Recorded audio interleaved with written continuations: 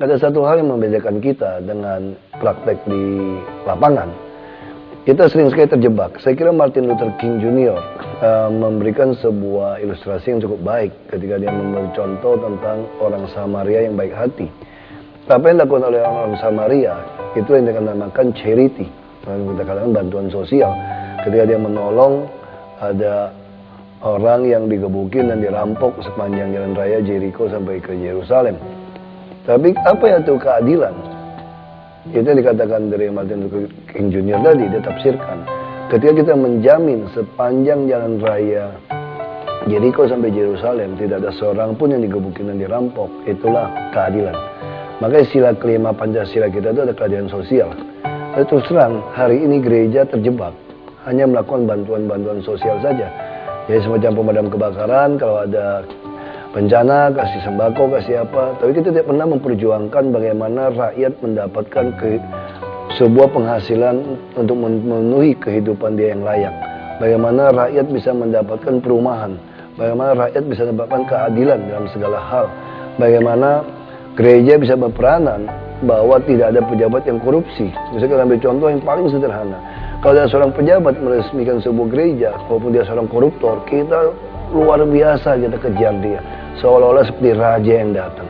Saya pengalaman di gereja, makanya saya bisa mengerti seperti itu. Harusnya gereja sebenarnya ambil satu sikap yang jelas. Tentu bagi orang saya terlalu ekstrim dalam hal ini. Tapi bagi saya, kalau mau melakukan sesuatu, satu proyek contoh. Kita harus bantu beberapa keluarga sampai dia keluar. Jadi bukan cuma semacam bantu satu pihak, lalu ada masuk koran, masuk TV, seolah gereja sudah berbuat. Dan lebih berbahaya lagi hari ini adalah, saya khawatir gereja-gereja sekarang mulai mengarah bukan menjadi murid Yesus, tapi murid Yudas.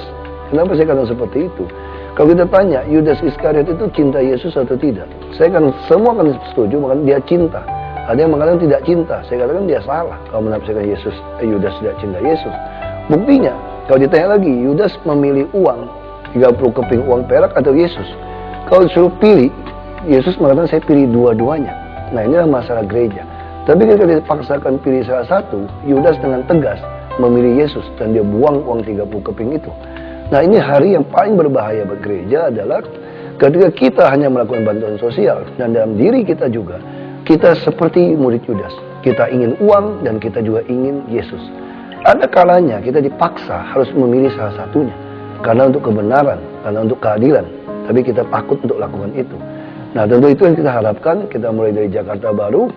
Kalau semua orang bisa lakukan, mau keluar dari zona nyaman untuk memperjuangkan keadilan sosial bagi orang, bukan hanya bantuan sosial, maka kami yakin Jakarta Baru bisa terwujud dan kemudian akan jadi transformasi seluruh Indonesia baru akan terwujud.